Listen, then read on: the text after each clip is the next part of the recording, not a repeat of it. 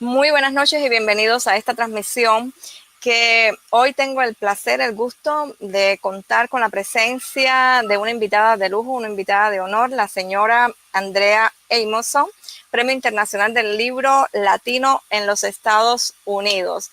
Andrea, mis saludos para usted. ¿Cómo estás? Bien, Lázara, como siempre es un gusto conversar contigo, compartir un tiempo de letras y de literatura. Claro que sí, es una divinidad. Yo creo que es algo que se disfruta de una manera que uno se queda como que sin palabras para expresar lo que uno siente cuando pues puede hablar de literatura, del libro, de lo que estás haciendo. Exacto, exacto. Exactamente, eso es lindo. Andrea, son varios los libros que ya has publicado y tengo aquí algunos anotados porque quizás no son todos, pero al menos para poder pronunciarlos correctamente, no equivocarme en el nombre. Tenemos Las Lunas de Atacama, que te valió un premio importante, Cuentos Encadenados, Rictus, Érase una vez Laurides y una novela en particular sobre la cual vamos a conversar más adelante, que es Las Mujeres de la Guerra. ¿Qué te han dejado estos libros y otros que es posible que yo no haya mencionado? Lo principal que me han dejado estos libros, Lázara, es una gran satisfacción, es la alegría que uno tiene al ver un trabajo concluido. El trabajo del escritor, como tú sabes, porque tú también eres escritora, es un trabajo muy solitario, requiere muchísimas horas de esfuerzo, de sentarse a trabajar la palabra escrita. Y por supuesto que uno deja de hacer muchísimas cosas cuando elegimos esta carrera, ¿verdad? Entonces, primero la gran satisfacción de ver que terminé cada libro, cada proyecto era un libro y cada libro se publicó. Y lo segundo es la alegría de cumplir un deseo que yo tenía de crear mundos literarios habitados por mujeres. Desde el primer libro, que tú bien dijiste, es la novela Rictus, desde ahí en adelante vengo escribiendo novelas o cuentos con mujeres como personajes principales. ¿Y por qué? ¿Por qué Buena la pregunta. mujer? ¿Por qué la mujer? Y la mujer de todo tipo, clase y color. ¿Por qué es la mujer como figura central en tus historias? Sí, yo creo que llegué ahí luego de emular bastante a mis referentes literarios. Yo crecí leyendo los autores del boom latinoamericano, García Márquez, Vargas Llosa, Julio Cortázar y cuantos otros maravillosos escritores. Justamente son todos hombres. Y hay una tendencia a crear personajes principales hombres también. Entonces, creo que pasé por una etapa de aprendizaje donde yo trataba de copiarles el estilo, los personajes, etcétera. Pero de pronto escuché la primera voz de este personaje, que es el personaje de Rictus, que era una mujer, y me gustó mucho encontrarme con esa voz, porque mientras la encontraba a ella, me encontraba a mí misma como escritora. Y ahí creo que viene la segunda parte de este descubrimiento de mi camino literario, que era darme cuenta que en la obra literaria en general existen muy pocas mujeres como protagonistas, como personajes principales. Y la otra cosa es que sean creadas de una manera realista, porque mi sensación es que nos daban, los autores hombres nos retrataban de una forma muy restringida y básicamente teníamos, por un lado, tres opciones. Podíamos ser hija, esposa o madre, y por otro lado podíamos ser buenas o malas. No había como la realidad de lo que de verdad somos. Cumplimos muchos roles, tenemos muchas funciones, muchas aspiraciones también, y todos tenemos lo bueno y lo malo adentro. Entonces ahí yo sentí una necesidad de tratar de completar un poquito ese espacio para que pudiéramos en el fondo nosotras, las mujeres lectoras, sentirnos identificadas de una mejor manera con estos personajes que existen en la literatura. ¿Y cómo es que comienza Andrea su carrera como escritora? ¿Cuándo es que iniciaste, que comenzaste a dar los primeros pasos y dijiste, bueno, aquí está mi primera obra, este es mi primer momento, que quizás no sea ninguna de estas que hemos mencionado, que se quedó en una gavetita, pero que significan el comienzo? ¿Cómo fue eso? Cuéntame. Mira, el comienzo es hace muchísimo tiempo, justamente en mi pueblo natal, que se llama Pedro de Valdivia, en Chile, en el norte de Chile, en el desierto de Atacama. Ese pueblo, de hecho, ya no existe, está cerrado al público, no vive nadie ahí, porque era un poblado minero. Y en ese pueblo creo que tenía yo como 9 años, no recuerdo en qué grado iba, pero nos pidieron escribir una historia. Y esa fue mi primera historia con una mujer protagonista. De hecho, era una muchacha joven que se llamaba Dina, todavía me acuerdo el nombre, y el título era La hija del faraón. Y entonces era bien curioso para mí mirar hacia el pasado y darme cuenta que en el desierto de Atacama estaba creando un mundo tan lejano como una hija de un faraón en Egipto. Luego de esa historia dejé de escribir por bastantes años, retomé de nuevo en la universidad mientras estudiaba periodismo. Con un grupo de amigos empezamos a escribir otra vez, principalmente cuentos, y de ahí en el fondo mi conflicto fue sigo o no sigo, sigo o no sigo. Y yo creo que ahí viene un tema de madurez, de aprender a escribir, de leer muchísimo para mejorar la escritura, porque siento que había como un conflicto interior de qué tan buena soy para esto o debería dedicarme a otra cosa. Y la verdad, Lázara, es que luego de 5 libros publicados, yo te digo honestamente que esa inseguridad continúa, y yo ahora en vez de asustarme de esa inseguridad, la uso como un motor para motivarme a escribir la siguiente obra, ¿ya? O sea que en el fondo yo creo que transformo la inseguridad, la nostalgia, el dolor o lo que me esté molestando en ese momento en una historia y así la proceso, ¿ves? Al mismo tiempo, cuando eso sale al público y la gente te empieza a dar sus comentarios, entonces a ti te viene de nuevo la inseguridad. Entonces hay como un círculo ahí vicioso, virtuoso, de que me pongo insegura, entonces escribo, y cuando escribo y publico me pongo insegura, pero es parte del proceso, eh, y es parte de la sensibilidad que yo creo que es la que yo traía desde que nací, eh, y que la fui desarrollando a través de talleres literarios y de lecturas de buena literatura.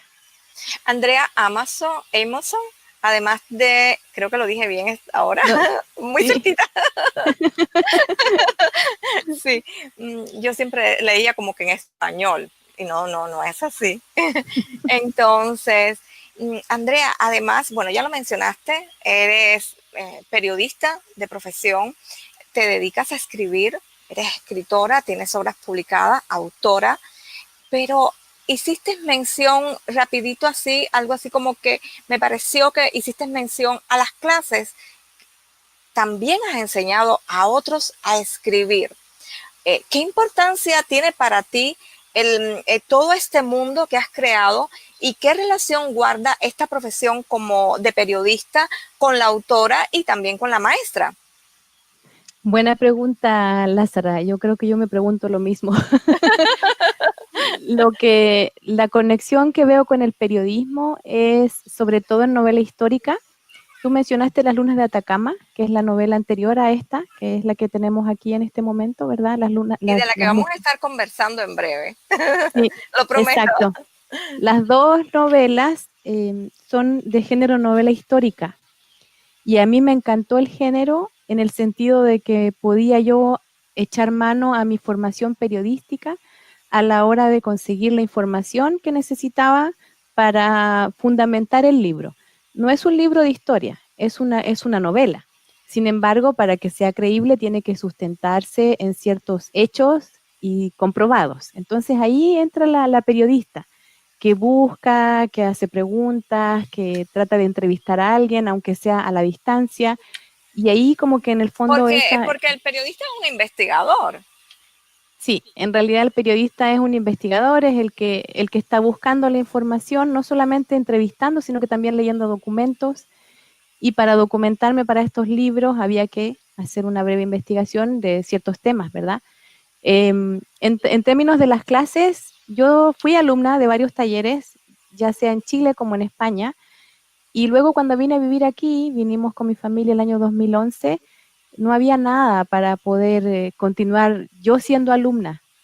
Esperé como 3 años, no se abrió nada y decidí yo entonces abrir un taller literario porque consideré que teniendo los estudios de maestría en literatura y siendo yo alumna de tantos talleres y ya habiendo publicado un par de libros, podía en el fondo ofrecer estas clases.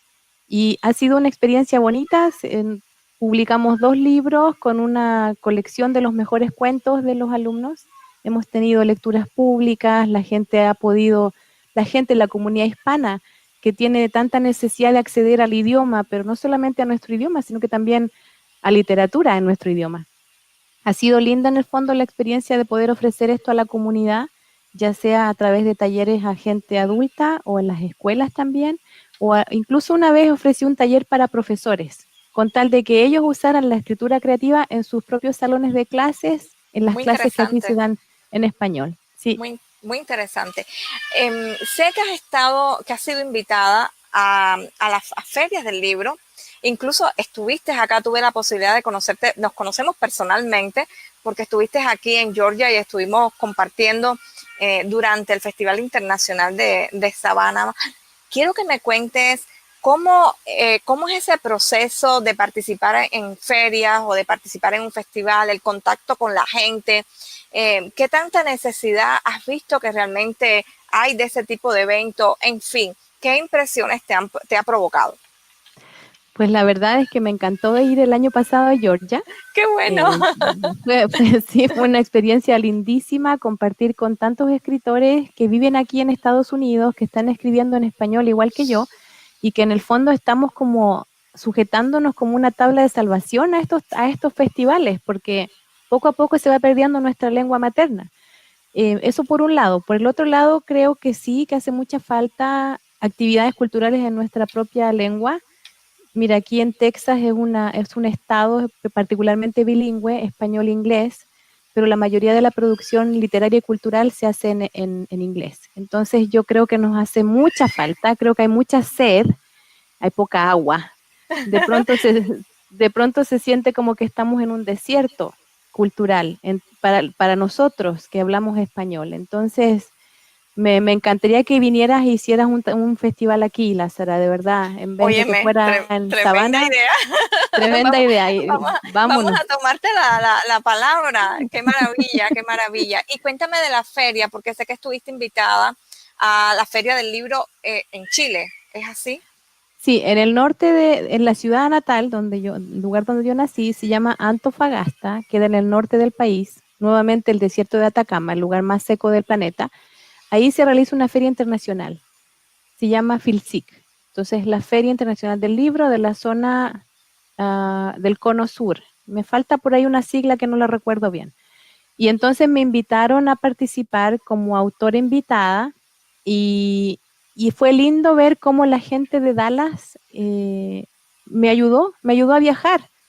Me ayudaron, se organizaron ciertas actividades, por ahí conseguí, de hecho lo voy a mostrar, pues lo tengo acá, un patrocinador, que es este de aquí, y ellos, Texas Custom Prints, me dieron marcadores de página y a la fecha entonces me Bueno, proveen pues el de agradecimiento desde el corazón a Texas, Texas Print, Custom Prints. Custom Print. El agradecimiento es el corazón porque no todo el mundo entiende la necesidad de apoyar a los escritores y de apoyar proyectos literarios. No todo el mundo entiende la dimensión, la huella que dejamos los que estamos en este medio, en nuestras comunidades y la necesidad que tienen las comunidades de lo que nosotros hacemos.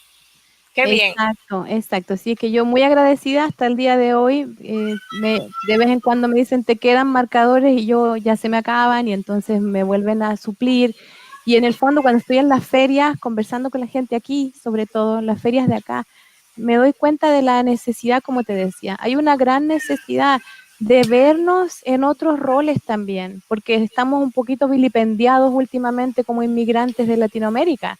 Entonces, el hecho de que la gente te vea a ti en un rol distinto, en un rol en que tú estás en las artes, eres una mujer que está en las artes, en el fondo igual es una forma de romper el paradigma o los prejuicios que se pueden tener con El respecto a que... arquetipo que tienen forjado, creado respecto a lo que somos como mujeres, pero además a lo que somos y representamos como inmigrantes, que es triste. Exactamente, exactamente. Así es que si yo puedo contribuir a elevarnos a todos como comunidad, yo lo hago con mucho gusto y encantada, porque somos muchísimo más que eso. Somos una fuerza creativa, no solamente una fuerza productiva en este país.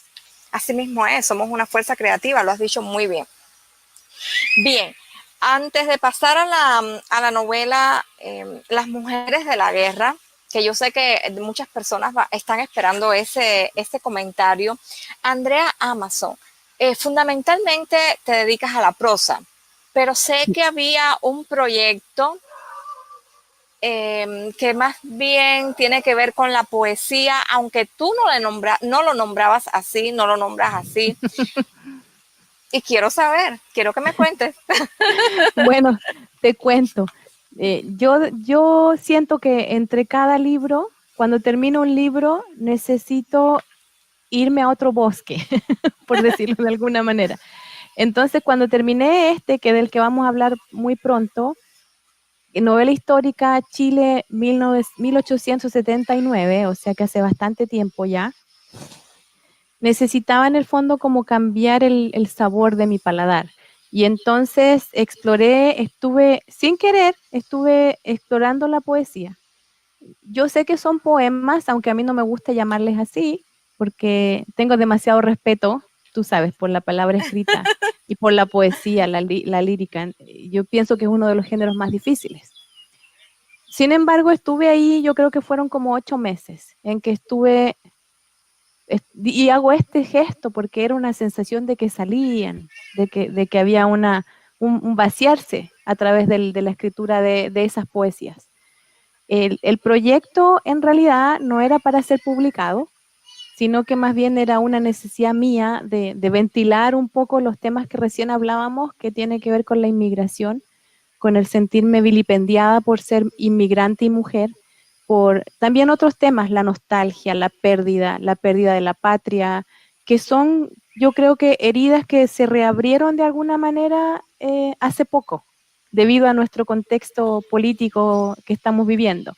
Entonces, eso fue como un proceso mío de explorar mis emociones y mis sentimientos y mis pensamientos con respecto a estos temas, pero en un formato diferente. Así es que cuando terminé con ese proceso, que digo que fueron entre 6 y 8 meses, tomé todos los conejitos, así les llamo yo, los Así conejitos, los conejitos. tomé todos los conejitos y los imprimí desde mi computadora y los anillé y ahí están guardados y son así como esas cosas que tienen que salir de ti antes de que partas al siguiente proyecto y también te ayudan a mejorar tu técnica, por supuesto, ¿no? ¿Y Porque verán la luz esos conejitos alguna vez? ¿Tendremos la no, posibilidad? no, no, los Dicen no. conejitos no, los Dicen conejitos no. solo para mis ojos. Oh, quién sabe, quién sabe. Una pregunta, que más que una pregunta, yo diría que es un comentario. Y bueno, y por supuesto tú vas a ahondar en ese comentario. Detrás de Andrea hay una familia, y una familia que apoya, y hay un vikingo que apoya todo el tiempo. Necesitamos que nos cuentes cómo es ese apoyo, cómo te sientes, cómo la familia te favorece para que tú puedas hacer realidad tus sueños. Sí, bueno, lo dijiste muy bien. El vikingo es el que apoya, el que sale así como con sus armas a defender mi tiempo, a defender mi concentración, a defender lo que hago yo, qué elijo hacer con el tiempo que me queda libre después de atender a la familia. Yo soy una mamá de 2 niños, el mayor tiene 14, el chiquito tiene 9. Por sus distintas circunstancias tiene muchas necesidades y en eso a mí se me va mucha energía. Entonces me queda poco tiempo libre y ahí es donde el vikingo viene y me dice, bueno, recuerda usarlo en la escritura. Lo que tiene el vikingo de especial, Lázara, es que su madre fue una pintora. Entonces él creció con una mamá artista y entonces él entiende que lo que va a trascender en el fondo es el arte que yo pueda dejar, más que un Qué excelente maravilla, puchero. qué maravilla, sí. Sí, entonces nosotros aquí en casa tenemos las pinturas de mi suegra en lugares prominentes y en todas las casas de mis cuñados y cuñadas están las pinturas de ella. Y familiares lejanos, como ellos son originalmente de Iowa, entonces en Iowa todavía tú puedes encontrar pinturas de ella en las paredes. Entonces realmente es una forma, es un legado distinto, ¿ya? Un legado que en el fondo puede traspasar nuestra fecha de caducidad en la tierra. Hay un entendimiento. Es decir, Sí, y está dado quizá por esa raíz, por esa huella que sembró eh, quien era tu suegra. Eso es una maravilla, qué bien. Me da sí, mucha alegría, me da mucha satisfacción escuchar eso, porque el oficio del escritor es muy solo, es en solitario, y uno a veces necesita de que alguien te aupe, de que alguien te apapache, de que alguien te apoye ujú, para poder seguir adelante en un proyecto, que ningún proyecto es fácil. Y yo pienso, exacto. y yo pienso que uno de los proyectos más difíciles que puede emprender un escritor es justamente la novela histórica o una novela que refleje un periodo histórico en particular. Cuéntame qué significó para ti ese reto, desde aquella primera novela y ahora esta, es decir, la primera en la que abordaste el contexto histórico y ahora Ujú. esta sobre la que ya vamos a comenzar a hablar, las mujeres de la guerra. Mira, con la primera novela histórica, que fue Las Lunas de Atacama, yo no tenía idea que estaba escribiendo novela histórica. Entonces, creo que la escribí con libertad de cuerpo, como se puede decir. Por supuesto que hice investigación, porque habían detallitos como, por ejemplo, la madre de la protagonista le gustaba tomar un específico tipo de té que se llama Earl Grey. Y entonces yo tuve que averiguar si ese té existía en esa época y si llegaba al norte de Chile. Ese es como para darte un ejemplo de la investigación que hice en esa novela. Lo divertido fue que una vez me invitaron a una noche literaria en el distrito escolar y había una profesora que me dice, es novela histórica. Y yo le decía, no, no es novela histórica. Yo le portaba, no, porque en realidad yo lo inventé los personajes. Entonces me decía, sí, pero ocurre un siglo Claro, atrás, es claro, novela histórica. Y yo, claro.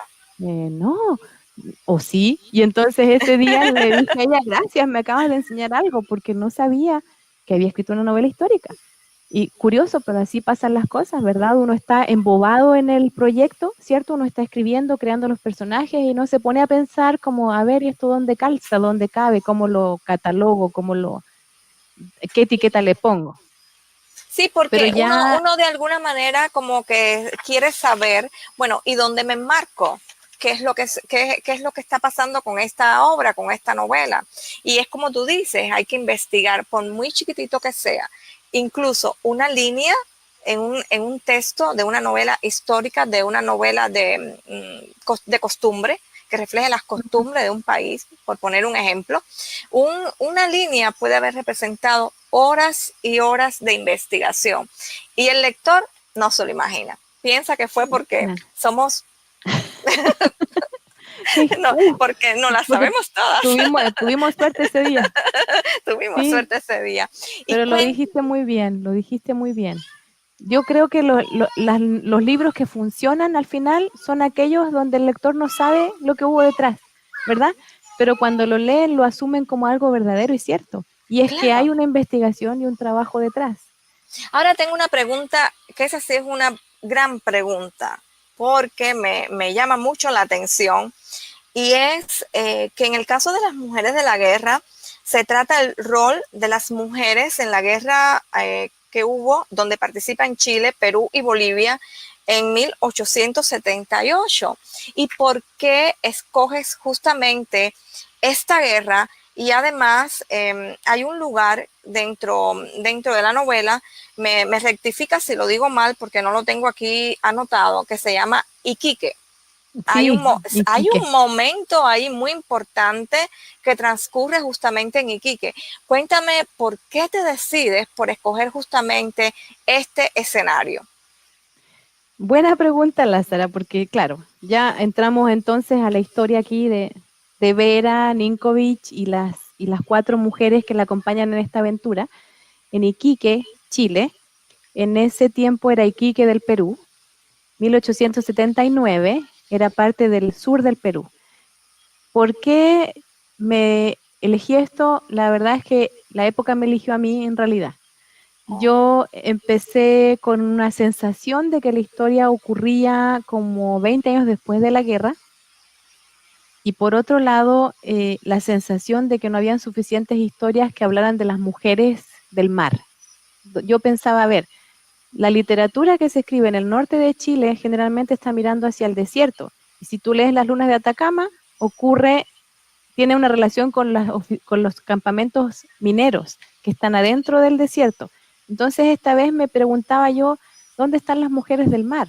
Además que pasamos 4 meses en esta ciudad, en Iquique, el año 2017.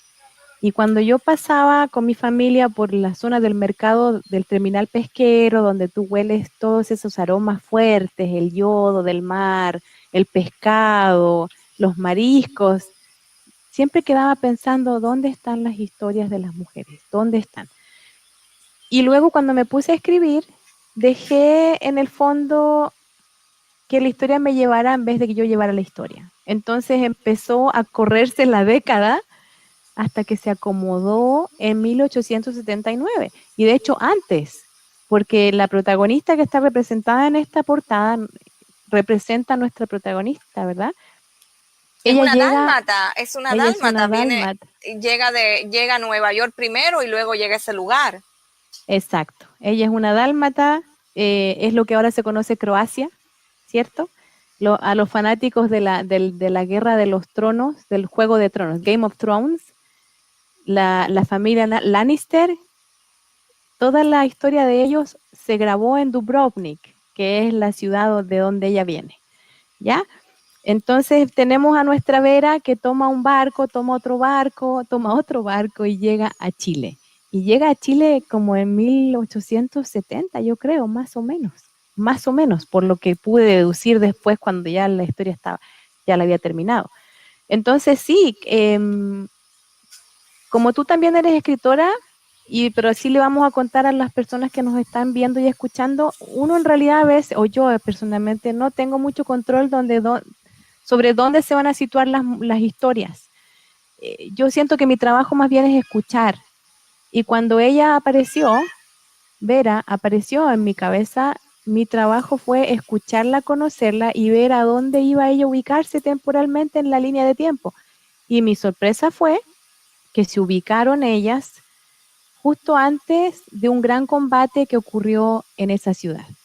Y es un combate donde Chile perdió. Y eso es otra cosa interesante.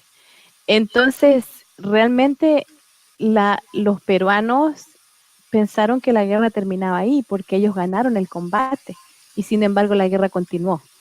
Entonces, como te digo, buena tu pregunta porque yo quisiera tener control sobre dónde voy a situar a los personajes, pero la verdad es que pasa al revés. Tienen bastante voluntad propia y yo entonces lo que me corresponde es asegurarme de que los hechos históricos estén ahí, estén correctos y que si estoy diciendo que están en Iquique en esa época y no había telégrafo, por ejemplo, no puedo yo decir que estaban mandando telegramas.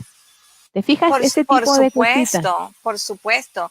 Definitivamente hay todo un proceso en el que hay que estar continuamente investigando y hay que estar continuamente muy al tanto porque el lector es muy inteligente y cualquier gazapo, cualquier situación, pues evidentemente que lo va a notar. Ahora, hay 3 mujeres, 4 mujeres, hacías mención a ellas, son mujeres absolutamente diferentes. ¿Cómo es el Sí. proceso de creación de esas mujeres cuando ellas comienzan a ganar cuerpo, carne y alma? ¿Cómo es ese proceso de creación? Cuéntanos. Mira, lo cierto es que a mí me pasa algo curioso que yo creo que le pasa a la mayoría de los escritores, a ti también te ha de pasar, y es que cuando aparecen en tu mente, casi que vienen bastante armadas, o sea, a mí se me iban apareciendo estos personajes en la cabeza y mi trabajo era guardar silencio para escucharlas. Entonces, así surge la changa, ¿verdad? Que es la mujer del mar. Había un grupo nómade en el norte de Chile, un grupo prehispánico que se llamaban camanchangos y vivían en la costa del norte de Chile y sur del Perú y ellos vivían de la caza de ballenas, de la caza de lobos marinos, navegaban con unas balsas de cueros de lobos que eran súper endebles, pero aún así ellos iban a cazar ballenas. Es bien impresionante la historia de los camanchangos. Y entonces la changa representa a esta tribu nómade. Luego tenemos a Mercedes, que es la chilena aristócrata que se casa con un español y está pensando que se va a ir a París de luna de miel y sin embargo termina en la misma ciudad antes del combate naval. Luego tenemos a Jacinta, que ella es peruana, pero ella es peruana porque el territorio pertenecía al Perú, pero ella es parte de un grupo de habitantes que a la fecha existen y que viven en un vergel en medio del desierto de Atacama. Hay una zona donde surge agua dulce, y todo esto irriga un valle muy chiquitito. El lugar se llama Pica. Tú lo puedes visitar si vas a Chile. Las Qué aguas son maravilla. termales, es bien lindo y tienen mangos, limones, guayabas y un montón de frutas que son exquisitas. Esa es Jacinta. Y la última es Silvia. Y Silvia es de mamá chilena y papá peruano. ¿Ya? Entonces, como te digo, yo no sabía exactamente quiénes iban a aparecer, pero en la medida que iban apareciendo yo las iba tomando y dejando plasmadas en el papel. La cuestión fue que al final, bueno, no al final, pero en el proceso de la escritura me iba dando cuenta cómo se iban entrelazando las historias de ellas, quiénes eran amigas de cuáles, quiénes podían trabajar juntas, quiénes se llevaban mal definitivamente, como tú sabes, la Changa y Mercedes no se pueden ver, Sí. y cuáles sufren tragedias graves, cuáles de todas sufren tragedias graves, Vera incluida, ¿verdad? Vera tiene un niño y eso yo creo que es algo importante, el destacar a Vera como madre además. ¿Cómo te surgió Sí. esa idea? De nuevo, yo veo a Vera tomando un barco desde Dalmacia para en Venecia un par de días o semanas, no, tiene que haber sido un par de semanas. Se va a Londres, de Londres llega a Nueva York, piensa que va a vivir en Nueva York, pero en realidad se enamora y se va con el marido al sur de Chile y de ahí sale un bebé. Entre tanto barco, entre tantos meses en barco, claro, sale un bebé. Y entonces Claro, Vera es una madre que está haciendo lo posible por salir de Iquique y llevarse a su hijo para un lugar más seguro. Y en esa espera y en ese darse cuenta cómo salen, termina en el fondo ella organizando a las mujeres que vivían en esta casa con el fin de mantenerse con vida mientras la ciudad estaba bloqueada. La ciudad estaba bloqueada por barcos chilenos. Los barcos chilenos se apostaron ahí y amenazaron a la ciudad de bombardear las plantas que desalinizaban el agua del mar, que era el agua que ellos bebían. Los habitantes bebían agua en el fondo salobre, ¿ya? Y la otra imagen que hay que armarse es, esta es una ciudad que está levantada en el desierto de Atacama, en la costa. O sea, no hay agua, no hay árboles, no hay nada. Entonces realmente dependían de los vapores que ingresaban con alimentos y con agua potable. Y ahí están ellas instaladas tratando de no morirse de hambre, de no morirse de sed y de defenderse porque por supuesto están en una zona de guerra, entonces obviamente que uno puede deducir que hubo situaciones de peligro físico también. por supuesto, por supuesto. El libro está, ¿dónde lo podemos encontrar? Cuéntanos, porque eso es importante que las personas sepan dónde podemos encontrar Las Mujeres de la Guerra, y quiero que nos deje un detalle acerca de esta novela, y es que sale bajo un sello particular. Cuéntame. El libro físicamente está en Chile en estos momentos. Si van a cualquier librería en Chile, deberían encontrarlo porque ya me han mandado varias fotos mis amigos de Chile cuando van a una librería y lo ven en la vitrina, me mandan una foto, entonces yo sé que está en muchas librerías de Chile. Como libro electrónico está disponible para el resto del mundo. El editorial es Ediciones B, que es una editorial que pertenece al grupo Penguin Random House, y entonces yo creo que por eso tienen una portada tan bella. La portada es bellísima. Yo desde Sí, que la miré me la imagino a la sí. protagonista.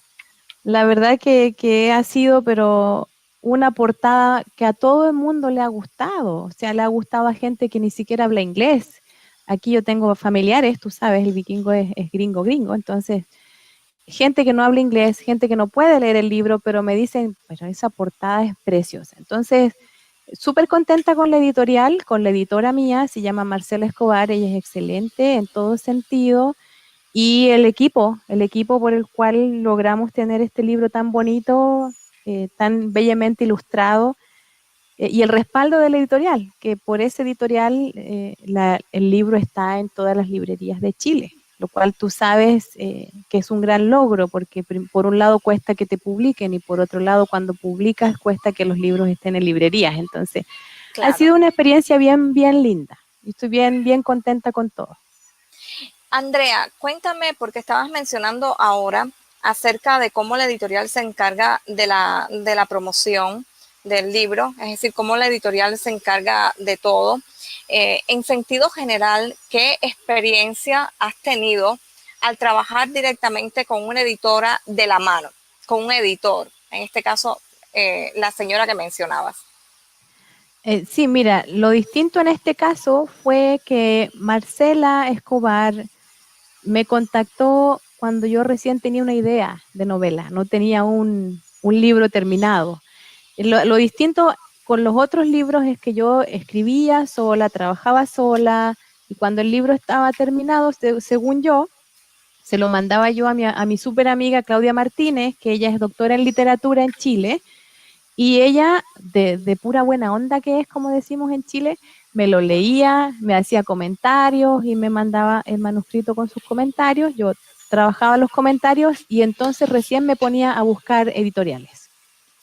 La diferencia en este caso fue que Marcela me manda un correo diciéndome que había leído la novela previa, La Luna de Atacama, y que le había gustado mucho, y entonces por tal razón quería saber si yo tenía algo nuevo para la editorial de ella, ¿no? Y entonces yo me pasé como un par de días eh, pensando qué hago con esto, qué hago con esto, y en realidad dije, bueno, le voy a contar mi idea.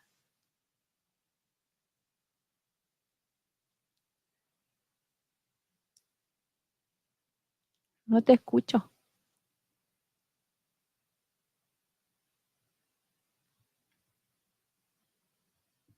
no te escucho, no sé si tú me escuchas a mí. Te escucho a ti perfecto. Ahora Ahora, sí me escucho.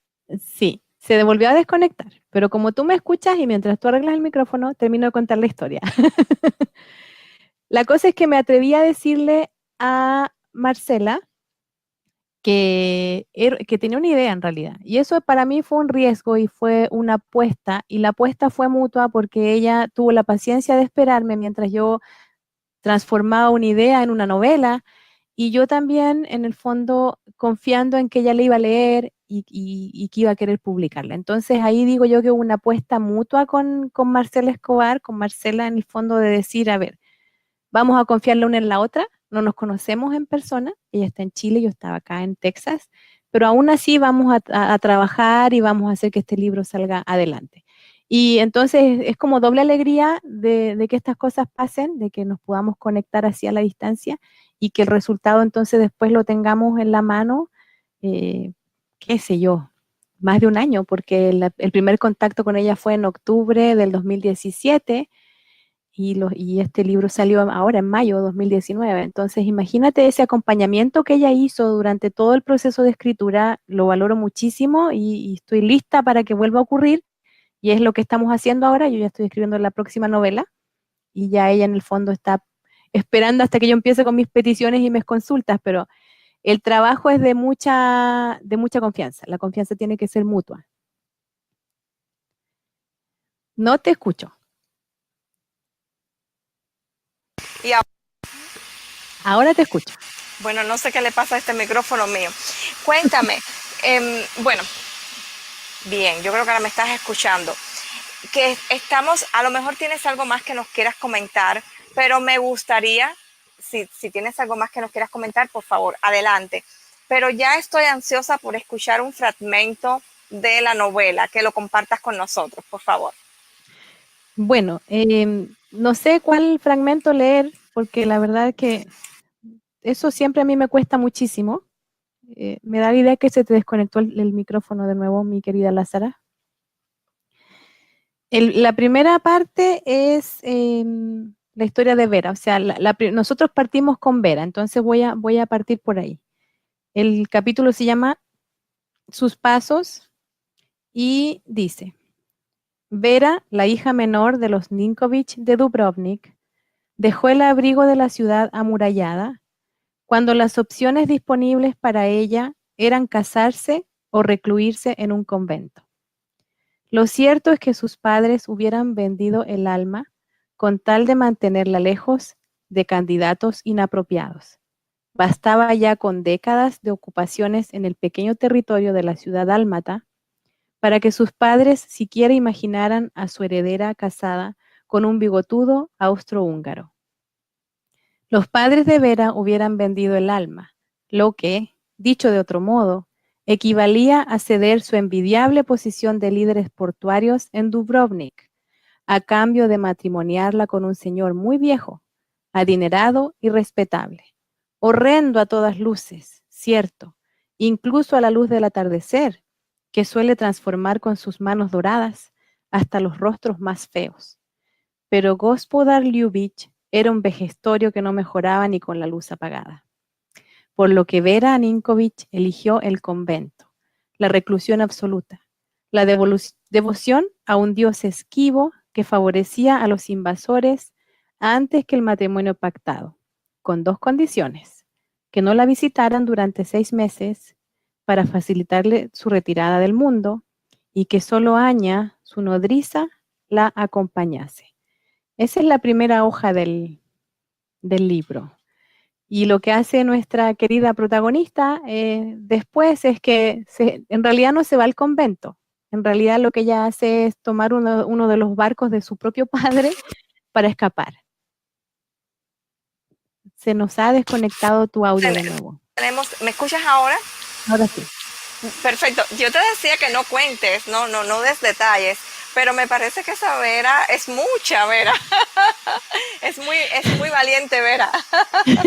Sí, esto yo lo comento porque si ustedes van a la página web de la editorial, pueden leer estos capítulos. Están disponibles. Está bien entonces. Sí. Esa Vera es mucha Vera, realmente. Sí, ella para nada estuvo de acuerdo con lo que le tocaba. Exacto, exacto. No, sí, ella no estaba de acuerdo en realidad, no le pareció bien, esas dos opciones no eran lo que ella quería.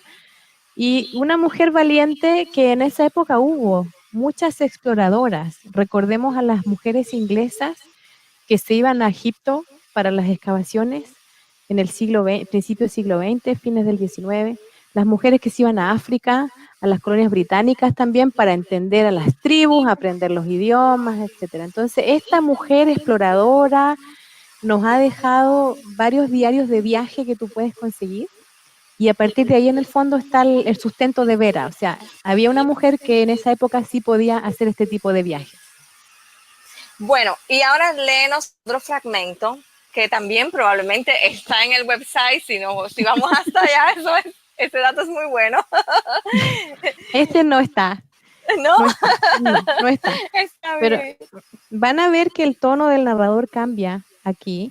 El narrador que acompaña a Vera, yo siempre sentí que era como un narrador, era un hombre que estaba contando la historia debajo de un farol y estaba muy oscura esa esquina desde donde él contaba la historia y yo lo único que podía ver de él era el cigarro. Cuando él fumaba, se le encendía como el final del cigarrillo. Ese era el narrador que me contaba la historia de Vera.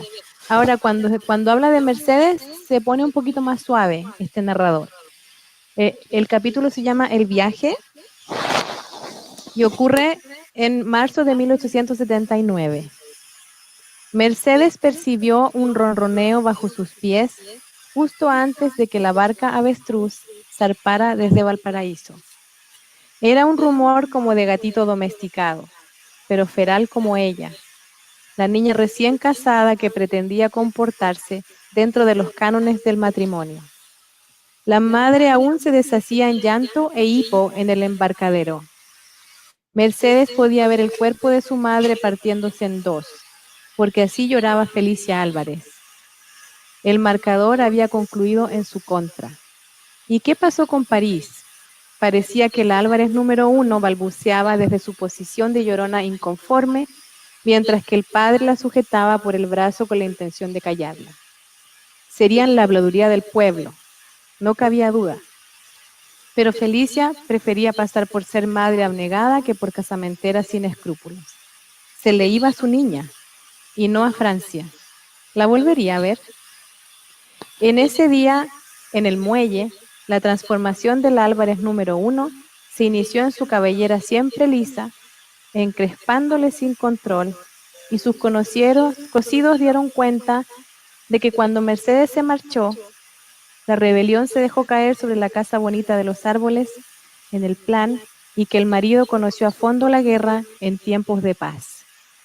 La Álvarez número 1 es la madre de Mercedes y entonces Mercedes pasa a ser Álvarez número 2. Entonces ahí otra vez entra este narrador que está con el cigarro contando la historia, que les pone un apodo y en vez de decirles Felicia Álvarez, Mercedes Álvarez, le dice Álvarez número 1, Álvarez número 2.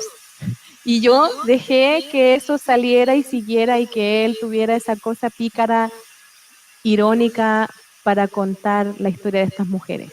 Muy interesante. Creo que tenemos tiempo y definitivamente debo acotar, que es así como tú dices, se nota la diferencia. Y bueno, a lo que iba, creo que tenemos tiempo. No sé si tienes preparado otro fragmento para Un leer. pedacito sobre la Sí. changa, Oh, que como yo, divina la changa. ay, la changa me encanta. La changa, yo digo que yo me identifico mucho con la changa. Ella es despeinada, es desordenada, no le importan las reglas ni los prejuicios. Bueno, también tiene un tono un poco más, menos irónico, vamos a decir. La changa había nacido en las arenas doradas de Caletas y Funcho. Allí dio sus primeras brazadas en aguas gélidas. Aprendió a fabricar anzuelos, a tejer canastos para guardar mariscos y a removerse espinas de erizo de la planta del pie, sin aullar y tolerando las burlas de sus hermanos y primos. La niña poseía una destreza de aquellas que no solían verse en la descendencia camanchanga, y fue una de las pocas entre los mocosos que aguantó el llanto cuando tuvo que degollar su primer lobo de mar. Pero era punzante como cangrejo, respondona, rabiosa y con nulo respeto por la autoridad de sus mayores. Las abuelas vaticinaron con acierto que de allí manaría toda la angustia que la changa enfrentaría en su existencia.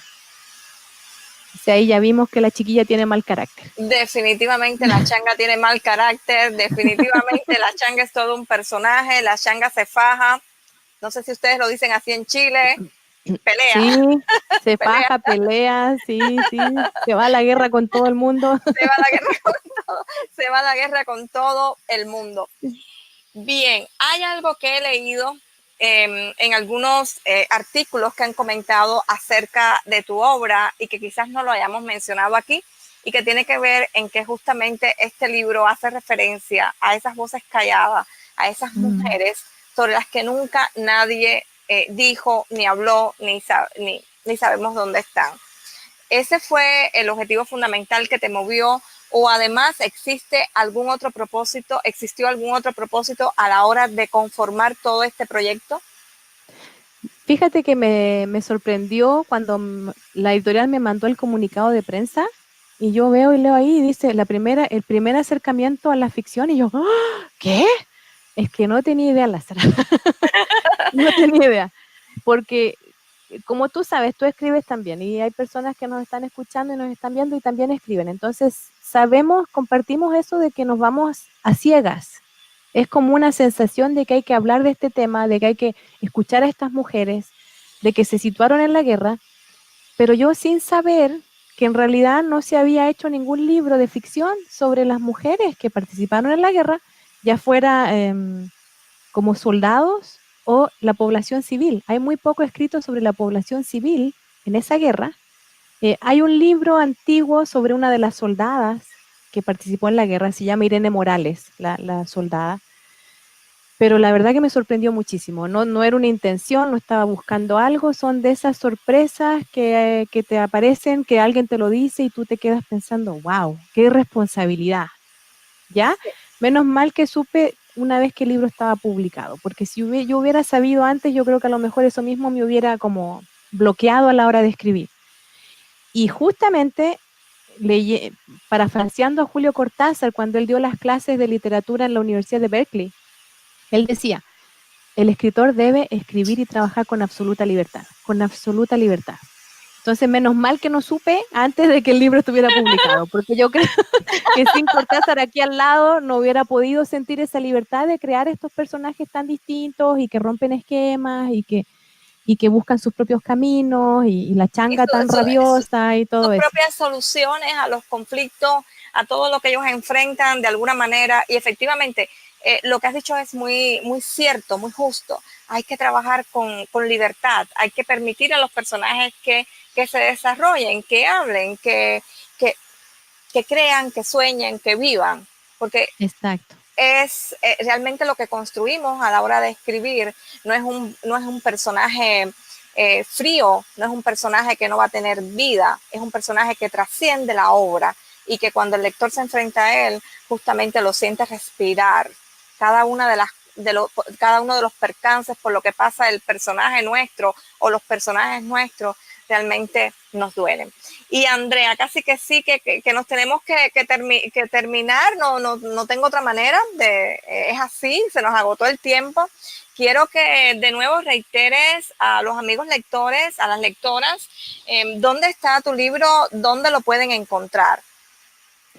En Chile, en todas las librerías del país, también a través de Busca Libre, hay varios sitios web que tú puedes comprar libros en línea también en Chile.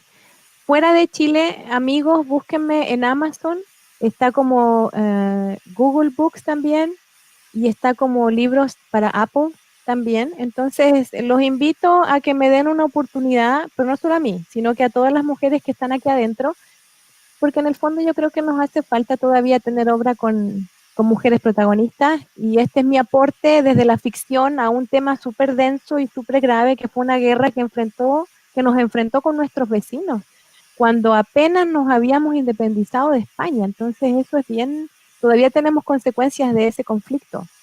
Así mismo es. Andrea, te agradezco muchísimo, muchísimo que hayas accedido a estar aquí conmigo, que se me ocurrió pasarme para el balcón que tenemos acá y entonces como que me quedé con poquita luz a última hora, pero aquí estamos y te deseamos muchísimos éxitos. Una vez más te agradezco mucho que hayas accedido a este intercambio y que nos hayas traído las primicias de alguna manera sobre las mujeres de la guerra. Éxitos y un abrazo grande para ti. Gracias, Lázara, para ti también. Como siempre, un gusto hablar contigo. Abrazos a la gente de Georgia y tú te quedas aquí con nosotros en Texas un ratito más. ¿Qué te parece? Claro que sí. Déjame darle al broadcast, ¿ok?